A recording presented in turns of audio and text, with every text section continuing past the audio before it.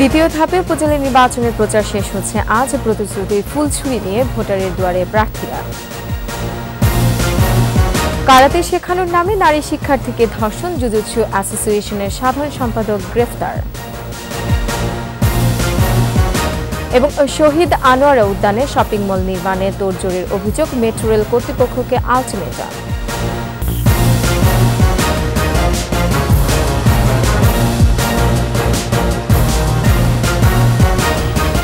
শুনছিলেন first security ইসলামী bank PLC সংবাদ শিরোনাম। আমন্ত্রণ সকাল 9টার 21 সংবাদে, সাথে আছে আমি রোমানা আমিন। 21 টেলিভিশনের সংবাদ একই সাথে সরাসরি দেখতে পাবেন আমাদের ফেসবুক পেজ www.facebook.com/2124 অনলাইনে।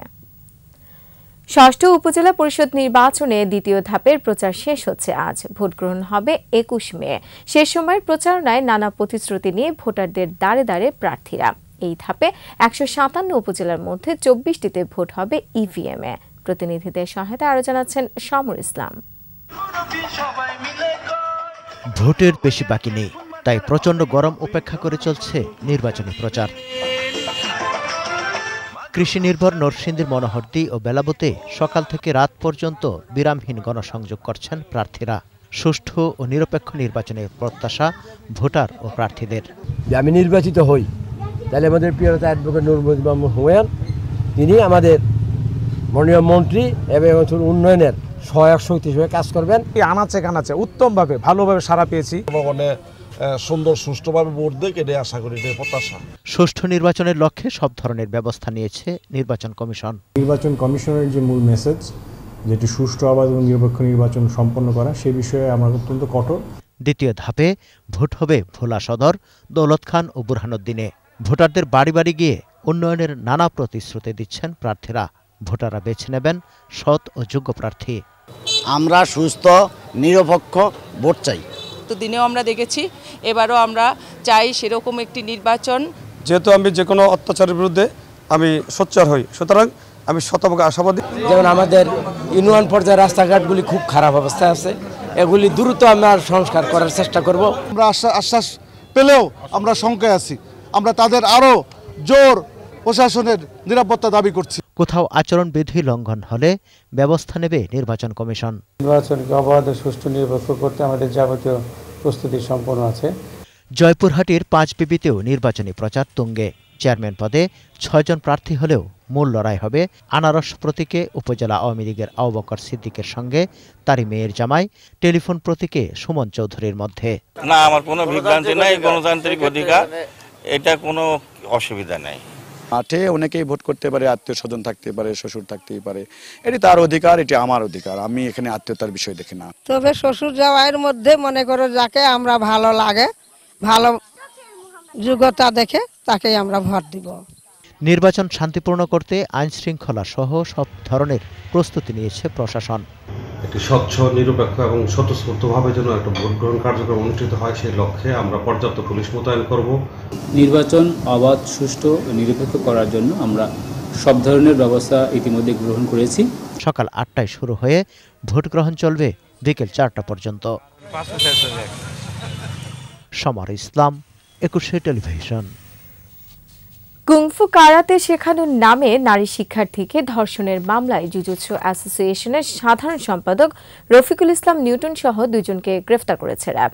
ধর্ষণের পর ভিডিও ধারণ করে সামাজিক মাধ্যমে ছড়িয়ে দেওয়ার ভয় দেখিয়ে বারবার ধর্ষণ করত নিউটন। তার বিরুদ্ধে একাধিক নারী শিক্ষার্থীকে ধর্ষণের অভিযোগ রয়েছে বলেও সংবাদ সম্মেলনে জানায় র্যাব। বিস্তারিত আহমেদ বাবুর প্রতিবেদনে। মার্শাল আর্টের একটি ধাপ জুজুৎসু, আর এই জুজুৎসু খেলার এক প্রশিক্ষণার্থীকে ধর্ষণের অভিযোগ গণমাধ্যমে প্রকাশিত হলে জাতীয় মানবাধিকার কমিশন আমলে নিয়ে যুব ও ক্রীড়া মন্ত্রণালয়ের সচিবকে আইনি ব্যবস্থা নিয়ে প্রতিবেদন দাখিলের জন্য চিঠি দেয়। এ ঘটনায় নারী শিক্ষার্থী ধর্ষণের মামলা করলে জুজুৎসু অ্যাসোসিয়েশনের সাধারণ সম্পাদক রফিকুল ইসলাম নিউটন ও তার সহযোগীকে রাজধানীর মিরপুর এলাকা থেকে গ্রেপ্তার করে র্যাব। কারণবাজারের সংবাদ সম্মেলনে র্যাবের আইন ও গণমাধ্যম শাখার পরিচালক বলেন, গ্রেপ্তারকৃত রফিকুল ইসলাম প্রশিক্ষণার্থীদের দারিদ্রতার সুযোগ নিয়ে ভালো চাকুরি ও বিদেশে যাওয়ার প্রলোভন দেখিয়ে ধর্ষণ করত। আমরা আজ দুপুরবেলায় তাকে গ্রেফতার করেছি। এর ব্যাপারে আমরা আমাদের তদন্ত চালু রাখব এবং অনুসন্ধানে বের হয়ে আসবে। তার মোবাইলে অজস্র ছবি আছে, বিভিন্ন নারীর সাথে যে সে সম্পর্ক করেছে তার সে ভিডিও ধারণ করেছে, সেই সকল ছবিও আমরা পেয়েছি। সংবাদ সম্মেলনে র্যাব জানায়, রফিকুলের অনৈতিক কার্যকলাপের কারণে এক শিক্ষার্থী গর্ভবতী হলে তাকে গর্ভপাত করানো হয়। ক্রীড়াবিদরা যখন অনুশীলনের পূর্বে তাদের চেঞ্জিং রুম অর্থাৎ পোশাক পরিবর্তনের রুমে গমন করতেন, তখন এই ঘৃণিত ব্যক্তি তাদের বিভিন্ন ছবি, নগ্ন ছবি তিনি মোবাইলে সংরক্ষণ করতেন এবং পরবর্তীতে এই ছবিগুলো দেখিয়ে তাদেরকে ব্ল্যাকমেইল করে একাধিকবার ধর্ষণের ঘটনা ঘটিয়েছেন। আরও কোনো প্রশিক্ষণার্থী হয়রানি হয়েছে কিনা তা তদন্ত করে ব্যবস্থা নেওয়ার কথা জানিয়েছে র্যাব। তার বিরুদ্ধে অভিযোগ দায়ের করতে চান তারাও এগিয়ে আসবেন এবং উপযুক্ত বিচার পাবে। আহমদ বাবু, 21 টেলিভিশন, ঢাকা। জলবায়ু পরিবর্তনের প্রভাবে আগামী কয়েক বছরের মধ্যে দেশে বড় ঘূর্ণিঝড় ও ব্যাপক প্রাণহানির আশঙ্কা করছেন বিশেষজ্ঞরা। পরিবেশকে গুরুত্ব দিয়ে উন্নয়ন এবং বিভিন্ন মন্ত্রণালয় সংস্থার সমন্বয়ে অব্যবস্থাপনা দূর না করা গেলে বড় ধরনের ক্ষতির আশঙ্কাও তাদের। এর জন্য জলাশয়, নদ নদী রক্ষা সহ সবুজায়ন নীতিমালা তৈরির পরামর্শ দিচ্ছেন বিশেষজ্ঞরা। শিলু শবনমের প্রতিবেদন। 50 বছর আগে দেশে 3-4 বছর পর একটি বড় প্রাকৃতিক দুর্যোগ হলেও এখন বছরে 3-4 বার দুর্যোগ আসে। দিনকে দিন বাড়ছে তাপমাত্রা, কমে যাচ্ছে বৃষ্টিপাতের পরিমাণ। শুধুমাত্র চলতি বছর এপ্রিলে ঢাকায় বৃষ্টি কমেছে 91%, চট্টগ্রামে 84, ময়মনসিংহে 88 এবং বরিশালে কমেছে 86%। জুম বাংলা ইউথ ফাউন্ডেশন আয়োজিত জলবায়ু পরিবর্তন ও তাপ প্রবাহ প্রতিরোধ শীর্ষক সেমিনারে উঠে আসে এমন তথ্য। আলোচকরা বলছেন, আণবিক বোমা বা যুদ্ধ বিগ্রহ নয়, ভবিষ্যৎ পৃথিবীর সবচেয়ে বড় ঝুঁকি জলবায়ু পরিবর্তনজনিত সমস্যা। অনেকগুলো উন্নত দেশগুলো যেগুলো করছে মিথেন ফুয়েল যাতে জাহাজগুলোতে সাপ্লাই দিতে পারে, সেখানে কিন্তু আমাদের দিক দিয়ে শিপিংয়ে তেমন কিছুই করা হয়নি। কোটি কোটি টন কার্বন আমরা প্রতিদিন বাতাসে ছেড়ে দিচ্ছি।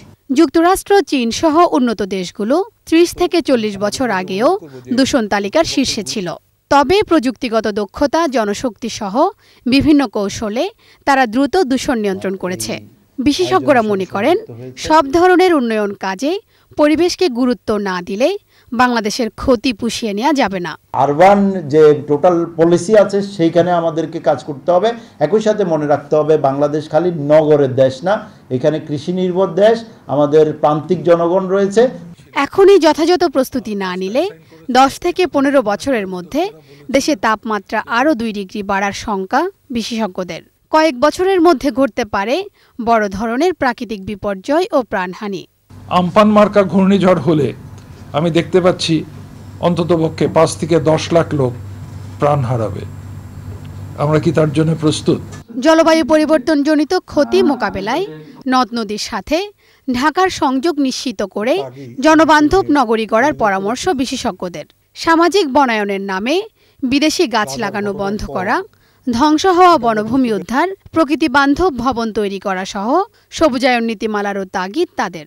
আমাদের বনায়নে প্রথমত দেশজ, ফলজ, ঔষধি, পাখি এবং ফল সমৃদ্ধ গাছকে ফেরত আনতে হবে। জলবায়ু পরিবর্তনের ফলে দেশের কৃষিখাতে 363 কোটি এবং সার্বিক জীবন জীবিকার 1200 কোটি টাকা ক্ষতি হয়েছে বলেও তথ্য উঠে আসে সেমিনারে। বৃক্ষ দেয় ছায়া, বাগান আপনাকে ছায়া দেয় না। শিউলি শবনম, 21 টেলিভিশন, ঢাকা। 69 গণ অভ্যুত্থানে স্মৃতি বিজড়িত রাজধানী ফার্মগেটে শহীদ আনোয়ারা উদ্যানে শপিং মল নির্মাণ পরিকল্পনার অভিযোগ উঠেছে মেট্রো রেল কর্তৃপক্ষের বিরুদ্ধে। প্রতিবাদী সমাবেশ থেকে পার্কটি ফিরিয়ে দিতে 30 দিনের সময় বেঁধে দিয়েছেন পরিবেশবাদীরা। রিপোর্টে বাকিটা জানাচ্ছেন মোহাম্মদ নুরুন নবী। অর্ধ শতাব্দীর বেশি সময় ধরে রাজধানীবাসীর প্রশান্তির কেন্দ্রে থেকেছে ফার্মগেটের এই উদ্যান। 69-এর উত্তাল দিনে এখানে প্রাণ হারানো আনোয়ারা বেগমের স্মৃতি ধরে রাখতে পার্কের নাম রাখা হয়েছিল শহীদ আনোয়ারা উদ্যান।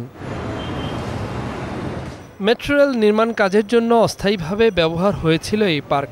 কাজ শেষ হয়ে গেলেও পার্ক ফিরে পায়নি রাজধানীবাসী, উল্টো সেখানে শপিং মল ও বিপণী বিতান বানানোর পরিকল্পনা চূড়ান্ত করেছে মেট্রো রেল কর্তৃপক্ষ। এমন একটি মানুষের নাম এটি, যেটি 69 একটি গণঅভ্যুত্থান, সেই 69 গণঅভ্যুত্থান না হলে 70 হতো না, 70 না হলে 71 হতো না, 71 না হলে বাংলাদেশ যুদ্ধ করে বিজয় অর্জন করা যেত না। আমাদেরকে বলবেন গাছ লাগাতে, আর আপনি সরকারের জনগণের জমি দখল করে বিপণী কেন্দ্র করবেন, কেমন কথা?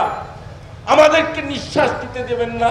এইভাবে যদি একটার পর একটা উদ্যান হারিয়ে যায় আর গাছ কাটা যদি বন্ধ না হয়, তাহলে ঢাকা শহরে মানুষ বসবাস করতে পারবে না। একই ধারায় সোহরাওয়ার্দী উদ্যান, পান্থকুঞ্জ সহ শহরের অন্যান্য সবুজ পার্কগুলো বিপদাপন্ন বলে অভিযোগ করেন পরিবেশবাদীরা। সাংবিধানিক অঙ্গীকার লঙ্ঘন করে আজকে উন্নয়নের নামে এই পার্ক এখনো দখল করে রাখা হয়েছে। স্টেশন তৈরি করেছেন, জনগণ মেনে নিয়েছে, কিন্তু আপনার বাণিজ্যের জন্য বাংলাদেশের জনগণ সেটা মেনে নেবে না। আগামী 30 দিনের মধ্যে শহীদ আনোয়ারা উদ্যানে থাকা সকল নির্মাণ সরঞ্জাম ও স্থাপনা সরিয়ে নেবার আলটিমেটাম আসলো কর্মসূচি থেকে। আগামী 30 দিনের মধ্যে যদি এই উদ্যান ফেরত না দেন, আমরা এখানে অবস্থান কর্মসূচি এবং ঘেরাও দিব এবং আমরা আপনাদের বিরুদ্ধে আইনি ব্যবস্থা নিব। উন্নয়নের নামে জলাশয়, বনভূমি, সবুজ চত্বর ধ্বংসের এমন পায়তারা রুখতে নগরবাসীকে সামাজিক আন্দোলন গড়ে তোলারও আহ্বান জানান পরিবেশবাদীরা। কিন্তু আমাদের অক্সিজেনের কারখানাগুলি আমরা একের পর এক ধ্বংস করছি। মোহাম্মদ নূর নবী, 21 টেলিভিশন, ঢাকা। বৈরী আবহাওয়ায় এবার সাতক্ষীরায় আমের ফলন কম হয়েছে, তবে কৃষি বিভাগ আশা করছে চলতি মৌসুমে জেলায় 300 কোটি টাকার আম বেচাকেনা হতে পারে। সাতক্ষীরা প্রতিনিধি জিএম মনিরুল ইসলাম মিনির তথ্যচিত্রে আরো জানাচ্ছেন রাজীব জামান। জেলা প্রশাসনের দিনপঞ্জি মেনে গত 9 মে থেকে আম সংগ্রহ ও বাজারজাত শুরু হয়েছে সাতক্ষীরায়। বাগান থেকে প্রথমে পাড়া হচ্ছে গোপালভোগ, গোবিন্দভোগ, মুম্বাই সহ স্থানীয় জাতের আম। এখানকার আমের চাহিদা রয়েছে বিদেশেও, তাই আমের মান ঠিক রাখতে সদা তৎপর থাকেন চাষিরা। তবে এবারের উৎপাদন নিয়ে বেশ হতাশ তারা। চাষিরা বলছেন, এবছর আমের ফলন অনেক কম। 3 দিন আগে খুব আম উঠেছিল, কিন্তু আম ওঠার পরে বাজার সেরা যায়নি। এখন যাচ্ছে বর্তমান 2500, 2600, 2000, 2200 আম বিশেষ দাম, যেমন আম তেমন দাম। গত বছরের তুলনায় এবছর আমের দাম অনেক ঊর্ধ্বগতি। এদিকে ব্যবসায়ীরা বলছেন, আমের উৎপাদন কম হলেও চাষিরা এবছর দাম বেশি পাবেন। আমটা যা ছিল মোটামুটি চাষিরা পয়সা পাইতো, কিন্তু আমাদের ভিতরে কিছু অসাধু ব্যবসায়ী আছে, এই অগ্রিম কিছু আম ভেঙে ঢাকায় দেয়, অপোক্ত আম সুনামটা নষ্ট করছে। আজকে ওই মোতলা, কালীগঞ্জ, গাজীরহাট এই অসাধু ব্যবসায়ীরা। এবছর সাতক্ষীরায় 4100 হেক্টর জমিতে আমের চাষ হয়েছে, আর লক্ষ্যমাত্রা ধরা হয়েছে 50,000 মেট্রিক টন। এই আমের দাম প্রায় 300 কোটি টাকা হতে পারে বলে আশা করছে স্থানীয় কৃষি বিভাগ। আমাদের এই আমের বিক্রি হবে 250 থেকে 300 কোটি টাকা, এবং এই ব্যবসার সঙ্গে কৃষক থেকে উৎপাদক থেকে শুরু করে প্রায় 30 থেকে 50,000 লোক জড়িত আছে। জেলায় আম চাষ ও ক্রয় বিক্রয়ে প্রায় 50,000 মানুষ জড়িত। দিনপঞ্জি লঙ্ঘন করে কেউ যাতে অপরিপক্ক আম বাজারজাত করতে না পারে তা নিশ্চিতে প্রশাসনের কঠোর নজরদারি চান সংশ্লিষ্টরা। রাজীব জামান, 21 টেলিভিশন। এবারে ব্যবসা বাণিজ্যের সংবাদ।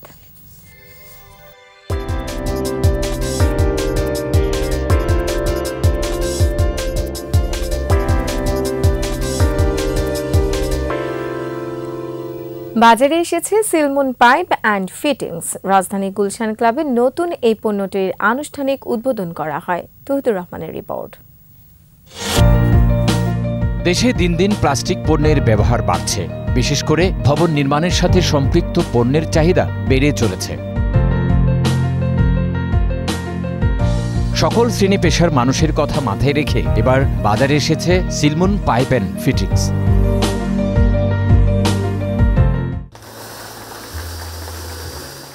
রাজধানীর গুলশান ক্লাবে পণ্যটির উদ্বোধন করেন সিলমুনের ব্যবস্থাপনা পরিচালক আতিকুল আলম চৌধুরী সহ সংশ্লিষ্টরা। সবচেয়ে পৃথিবীর দক্ষ এবং নামকরা প্রতিষ্ঠান থেকে আমরা এই মেশিনারিগুলি আনিছি, যেন আমরা এটার কোয়ালিটি এবং কোনো কম্প্রোমাইজ না করে কম্পারেটিভ প্রাইসে যেন মার্কেটে আমরা দিতে পারি, সেই দিকে আমাদের সবচেয়ে আমাদের মনোনিবেশ করছি। সিলমনের ব্যবস্থাপনা পরিচালক বলেন, মানের দিক থেকে সিলমন হবে বাজারের সেরা। আমাদের উদ্দেশ্য হচ্ছে গুণগত মানসম্পন্ন প্রোডাক্ট উৎপাদন করা, আপনাদের মাধ্যমে বাজারজাতকরণ এবং ক্রেতাদের সর্বোচ্চ স্যাটিসফ্যাকশন অর্জন করা।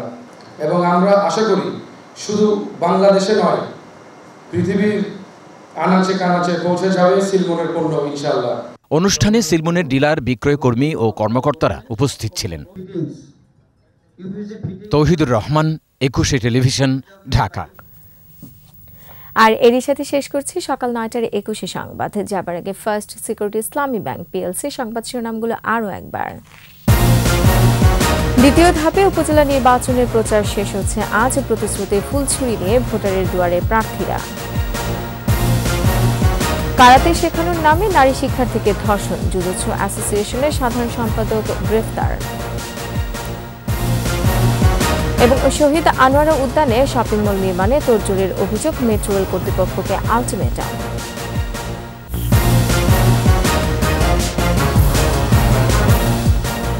দর্শক, সর্বশেষ খবর জানতে ডায়াল করুন 2021 নম্বর আর ভিজিট করুন 21-tv.com এই ওয়েবসাইটে। এছাড়া ফেসবুকে ভিজিট করতে পারেন facebook.com/2124 অনলাইনে।